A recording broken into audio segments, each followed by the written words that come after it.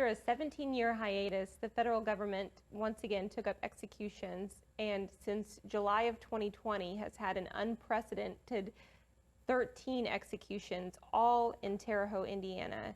WTWO was there for all of them, and we had 3 different media witnesses. Dana Winklepleck witnessed 11 of those executions, and Nicole and Taylor both witnessed 1 of those, and today we're going to talk about their experiences and what it was like being there. Can you explain why it's so important to have a media witness there? I think it's important, especially, well, I guess mainly for the outside world. So one thing that I noticed leading up to my execution, and especially the one with Brandon Bernard, there were a lot of people that I know personally who were very engaged in what was going on. So it wasn't just, you know, people who live in this area or people who knew who was being killed or victims' families, but everybody was involved in some way. Celebrities, you know, it just impacted a lot of people.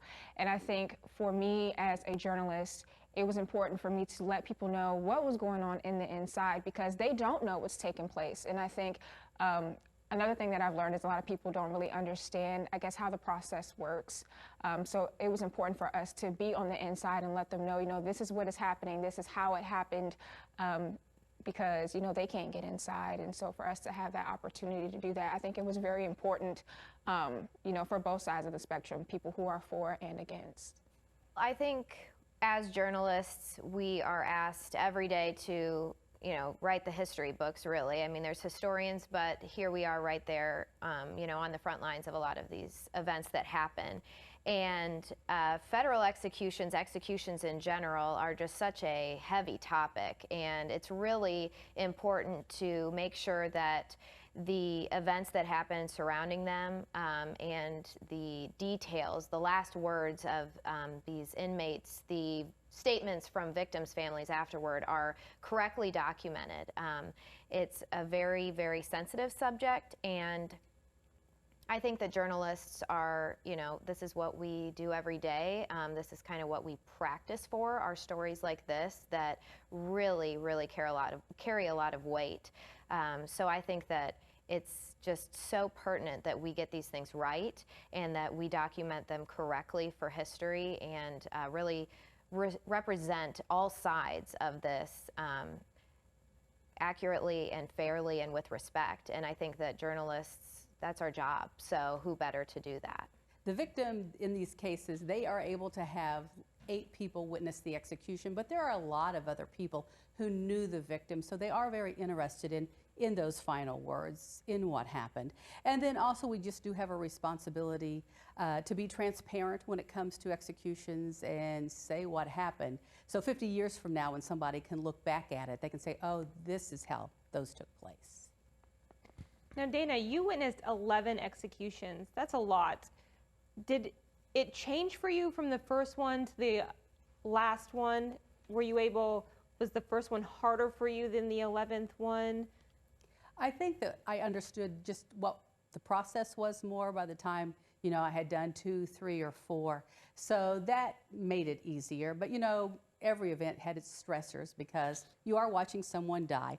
But not only that, you also have a job to do then to report what you saw. So you never quite get used to that, but certainly you just have a better expectation of what is going to happen. What are some of your most common questions that you get from the public? I get questions about just the process and how people are executed, how the execution takes place. I get a lot of questions of, is it hard to watch an execution? I get questions like, you know, do you think that it changed you? Those kinds of things. And is it hard to watch an execution?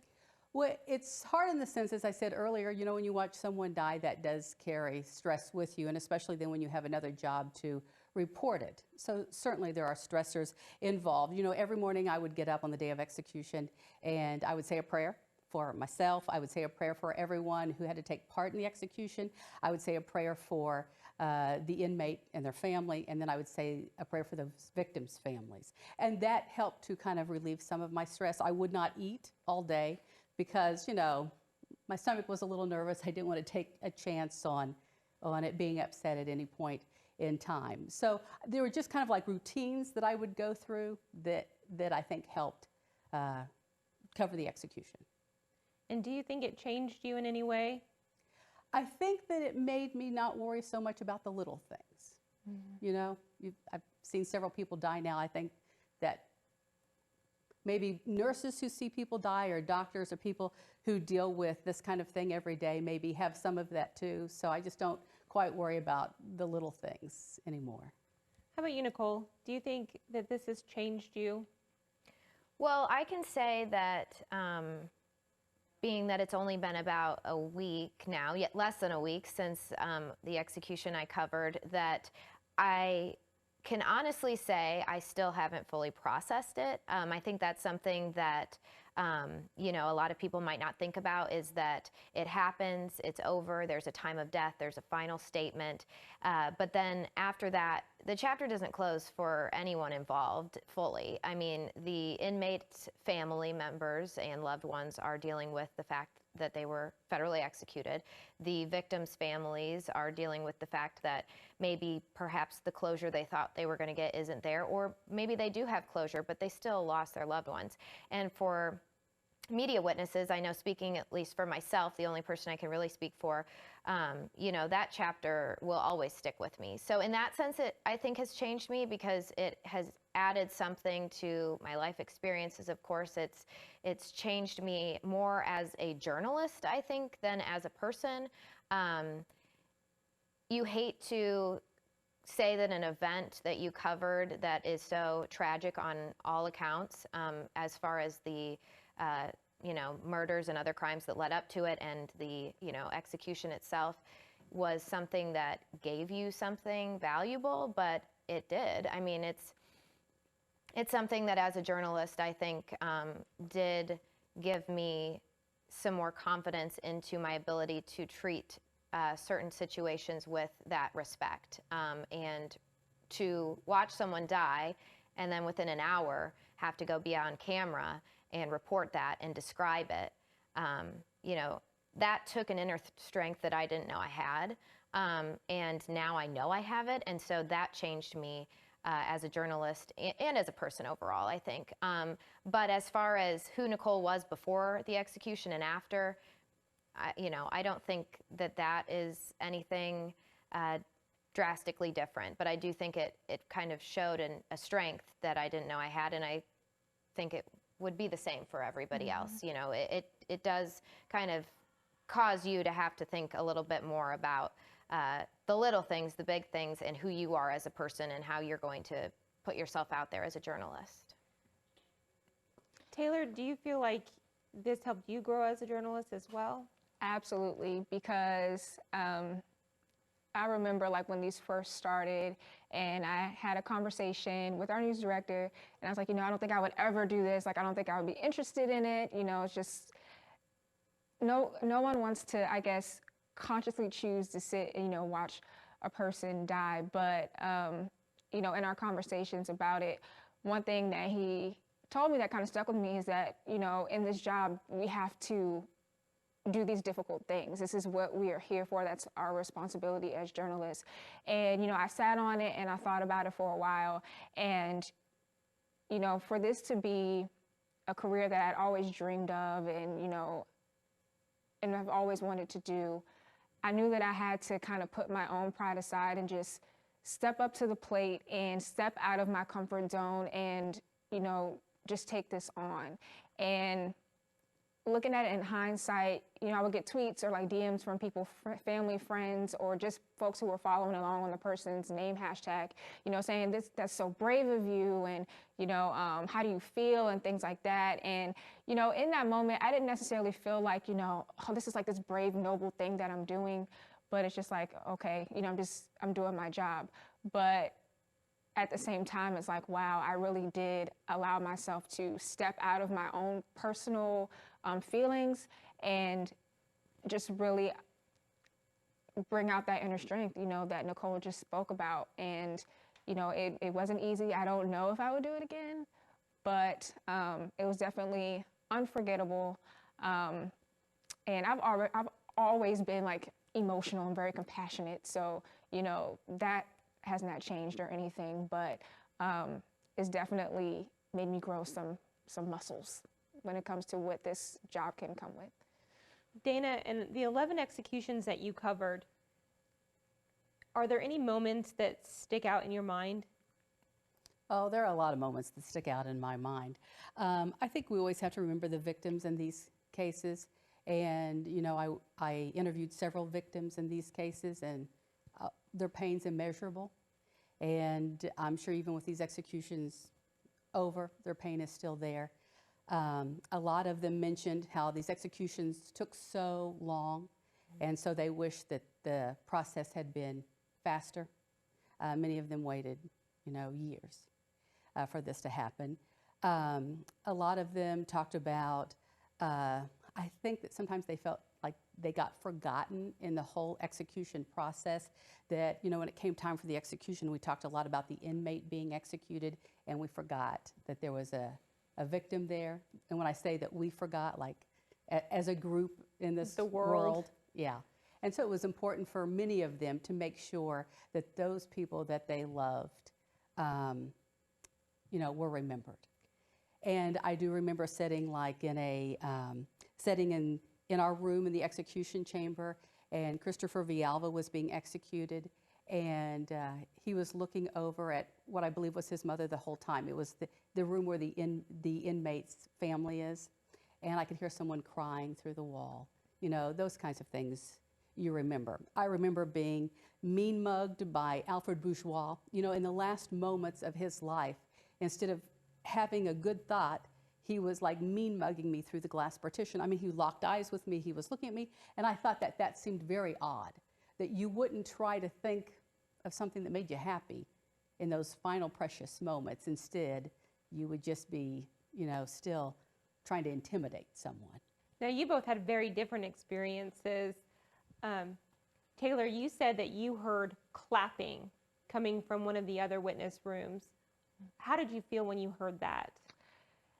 If I can be honest, that just did not sit well with me at all. It was, and it's like, I understand that, you know, these are people who've lost their loved one in a horrible way. But then on the other side of it too, I had Corey Johnson. His family was there, and as he was, you know, dying, you know, they're chanting how much they love him and stuff like that. And the only thing I could think in my mind was, you know, just to hear the clapping and the whistling, you know, this is also someone's son. This is also someone's brother or uncle or whomever. You know, their family was there too. So I didn't necessarily think about him, but I thought about like how his family may have felt hearing that. Because I mean, it was really, really loud. But then also the other media witnesses who were with me, they had all done them before too. So I was the only first timer at that time. And they said they had never experienced anything like that before. One of the reporters with the Associated Press, he called it jarring. So I don't think that any of us who were in there, you know, were necessarily, I guess, cool with that. Not that it's up to us, but that's something that I will not forget. Nicole, you had a very different experience. You heard weeping coming from one of the other media witness rooms. Can you describe that a little bit? Yeah, so to the best of our knowledge, it was, as Dana described, the room to the right of the media witness room. And to take a quick step back, it is a very small area that you're in. The area that you with the other media witnesses are in, I was one of 5 people. I mean, it is small and it is very sterile. There's almost like a green tint to everything, and it's just all very eerie, as you know, it's fitting. And so you're all in close quarters. You can look through to the left and see through, you know, a glass that way, a 2-way glass. We couldn't see into the room to the right of us, but that was, to our understanding and from our observations, where Dustin Higgs' family was. And yes, he addressed them, which is how we definitely think that that was them, addressed them, you know, waved to them slightly, and then once he, you know, it appeared that he had lost consciousness, or at least, you know, was no longer responsive, the only thing that you could hear for about 5 minutes was sobbing. And I'm not being dramatic, it was sobbing coming from that room. And I mean, as a human being, to hear something like that, regardless of, you know, who they're crying for and what that person did, it's a raw emotion of loss and just absolute devastation. And I will never forget that. I mean, that was something that, you know, for several minutes, that was all we could hear. And you could tell that no one was making any noises, just so that we could really fully be in that moment. And I just think that it's all just so eerily, you know, fitting to the situation that's happening. Before I went, Dana told me to wear a watch with a hand on it so that I could keep it with hands on it rather than digital, to keep track of the time. And at one point, after the sobbing had kind of gone down, we thought maybe the person had left. The only thing that I could hear was the ticking of the watch. And you don't get that with a digital watch, so I'm not, you know, that's not a sound I've heard in a while. And that really struck me, because we were sitting and you could just hear the tick, tick, tick of my watch. And, like, you know, we're just waiting for that person to come out of this room and declare this person dead, and all you can hear, and it's right there in your face, is just the time. That's all. We're just waiting. And so, you know, that was, the sobbing was very eerie and very, you know, emotional to hear. But it all just kind of comes back to this process and this time and this ticking, and just, you know, that's really all there is at the end of the day, is this time. And we were all waiting for the inevitable, despite the delays, despite, you know, the back and forth, the arguments, the, you know, legislation that was passed or not passed to help this person in the past, and then all of the litigation. At the end, it's all just, you know, seconds ticking away until they're declared dead. Okay. Another thing too, just like that will stand out to me, especially like right after they pronounce them dead, the blinds just go like right back down, and you just have to rush out of the room. Like, you don't even have time to even just like sit and just think about what just happened. You know, it happened so fast, and it was so dramatic, you know. But that also kind of stuck out to me too. Like, once it was over, they pronounced him dead. We hear the noise, and then the blinds just go down, and it's over. You know, you just move on. With it being a federal execution, we weren't there to cover the trials and things, but we still had to get to know those trials. And Dana, you talked to me a little bit about just how much detail you had to learn and kind of dive into these cases. Can you talk a little bit about that? Oh yeah, you get to know these cases intimately. I mean, you get to know all kinds of details, so many more details than you ever really put in your story, just because there's not enough time. But you know, you know these details so well, and some of them are so horrendous, it's even hard to say out loud some of the things that these people who were executed did. But yeah, you study those things so that you are able to be very familiar, and you can be very adequate in your coverage of these executions. You did the same thing, Nicole. You really, you went back to the reporter who did cover the story. And why was that important to get that background? Well, for me, once I realized that I was going to do this, and, you know, I had agreed to do this, and I knew that I had some time to prepare, I thought, you know, as Dana mentioned earlier, a lot of times I felt like we were talking about the inmate a lot, and we were limited in our resources about the crime itself as it affected the victims and the victim's family, and even the community. And so I did some research, did some journalism, and I found now he's a U.S. News and World Report reporter, but he was with the Washington Post, covered the trial, was there the day of the sentencing, and I reached out to him, and he was, you know, gracious enough to do an interview. And the insight that gave me into not only, you know, how Dustin Higgs reacted when he found out he was going to be sentenced to death, when, you know, the reactions from the families during the trial, things like that you would normally get. It also gave me a sense of, you know, this crime in the scope of the community and the DC area and, you know, the outskirts of that where it took place. And this is a very violent time for that area. And so initially, you know, these murders, these tragic murders of these 3 young women were initially connected to, you know, thought to be connected to, you know, drug trafficking in the drug world. And so it's important, I think, to not only cover the end, but to cover the beginning and really tell the full story. And I wanted to do that. And I think that it just, for me, gave me the ability to, like Dana said, know this case inside and out, but also know, you know, the people that were affected. And then, you know, afterward, we got a statement from the sister of one of the victims, and she gave a detail that we never would have known before, which was that she was pregnant at the time that her sister was murdered. And she, you know, shared that.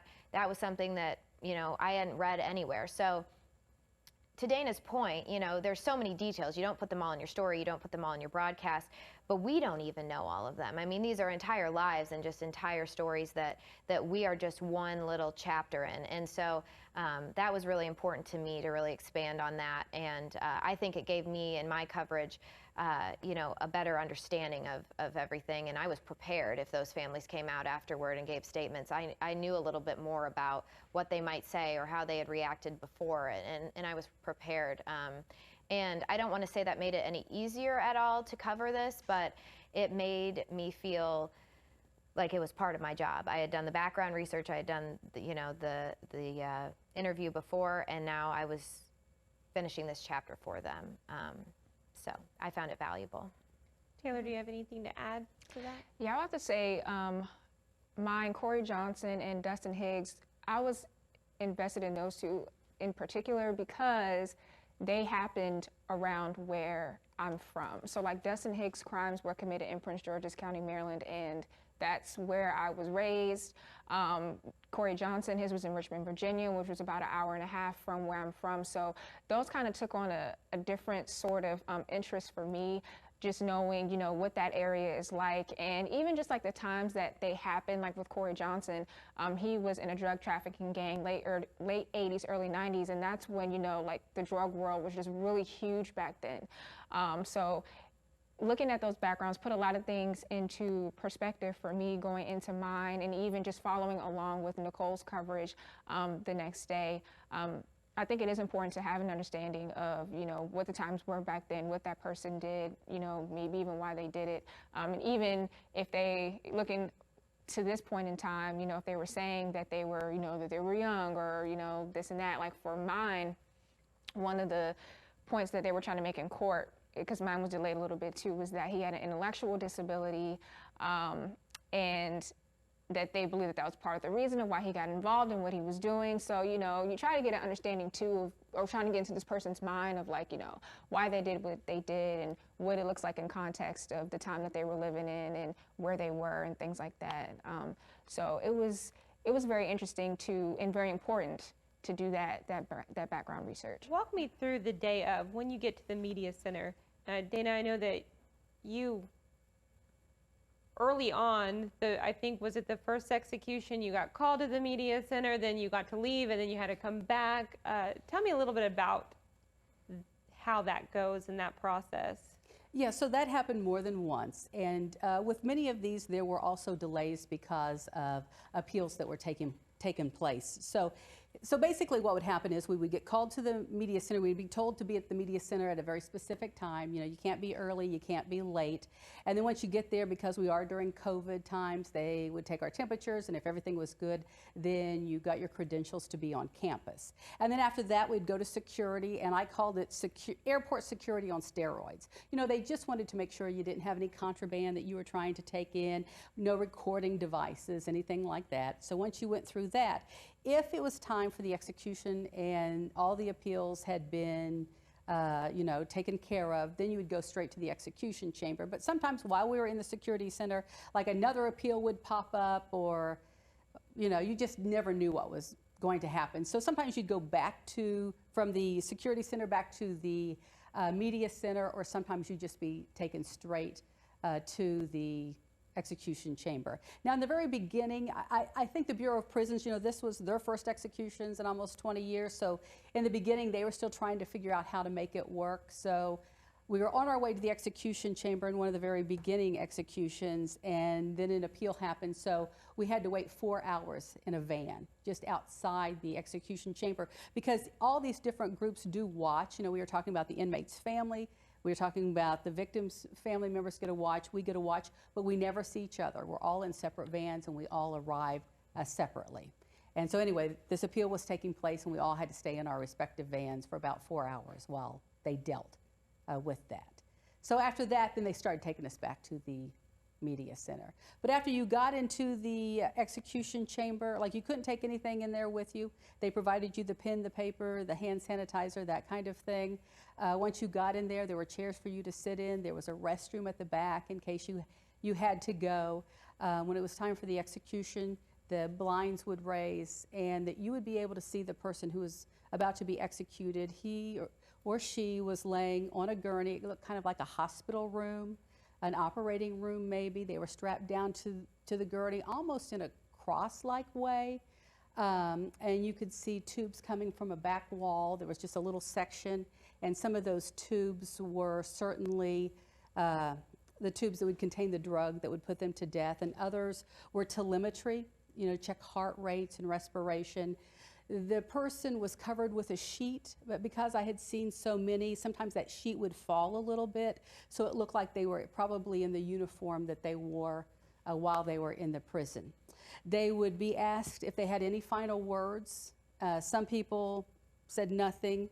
Some people were angry. Some people denied they committed the crime. Some people said that they were sorry.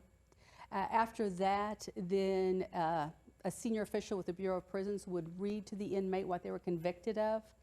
And then they would ask a U.S. Marshal who was standing beside a black phone that was behind them if there were any impediments for this execution to continue. And that person from the U.S. Marshal's office would pick up that black phone, and they would call the command center for the U.S. Justice Department. And they would ask if there were, like, any appeals still in process. Were there any pardons being made? And in none of these executions were there any by the time they got to that time period. So the U.S. Marshal would say no, they would hang it up, and then the execution, they hang the phone up, the execution process would begin. And it would, you know, some people died very quickly, in 10 minutes. Some people it took about a half an hour. But once it appeared the person had passed, there would be a person that came out with a stethoscope, and this happened in all but maybe some of the very first ones. They would check their vital signs just to make sure that they had passed, and they'd go back into the little room that they came from, and then the Bureau of Prisons would announce a time of death. So that happened in every execution that I saw. It was a very regimented procedure. Nicole, you talked yesterday a little bit about just the sterile atmosphere and everybody just kind of, it was just a day's work for them. Yeah. Just describe what it was like going from the media center to the execution chamber. So, as Dana mentioned, you're bussed over in a van, and there was 3 media witnesses in the van and a Bureau of Prisons employee in the front right seat, and then a driver. And something that really struck me, and I was trying my hardest to absorb everything I could. You know, I didn't have anything at that point to write anything down, any notes, but I just wanted to remember every second of this. And there was our local country station playing, kind of low, but playing over the van. And the driver had almost like a big gulp from a gas station that he was sipping out of. And I just was sitting back there, and I'm just, nervous as all get out. And I'm, this is just like such a big thing. And like you said, I mean, this is business to them, whether they have feelings one way or the other. We're all humans. We all have emotions. Whatever they take home and unload afterward regarding this, this was business. This was. He was able to have a drink. We were able to, listen to the music. All these things, and it doesn't fit in the situation that you're in. It feels very out of place, but it is. It's the Bureau of Prisons. It's the Department of Justice. It's their job to do these things, and they act accordingly. I mean, it's like you said, another day's work. Obviously, I'm sure they remember it a little more starkly than most days, but you know, the normal habits, like Dana said, you know, I didn't eat much that day, similarly to Dana, just because I was nervous.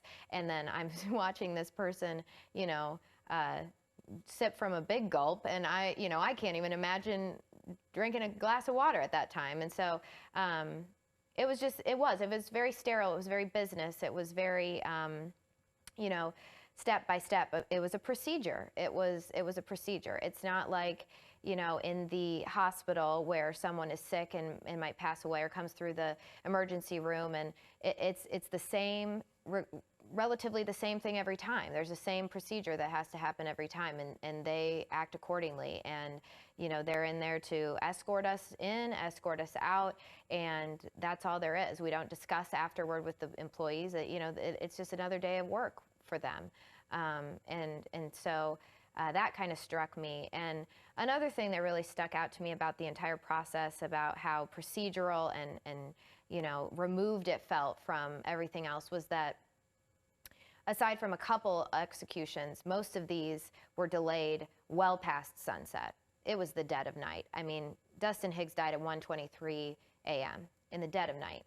So it's almost like a secret that just a select amount of people get to share in, or get to, you know, take part in, that it's just so, it's dark and it's empty, everything's empty. You're driving back to the station afterward and the roads are relatively empty, and, you know, the parking lots are empty, and this huge thing just happened. This person just died, these families just ended this chapter in their lives, and it's just the dead of night. And it just was eerily poetic in the fact that, like, these things are happening under the cover of night, and it's, you know, it's a procedure and it's a step-by-step thing, but there is this sense of just like finality to all of it because it's happening, you know, in the dead of night. I mean, it's just crazy. And I think that really struck me too, is just this is something that so few people witness, so few people are part of this group now that we're part of, that you know, witnessed a federal execution,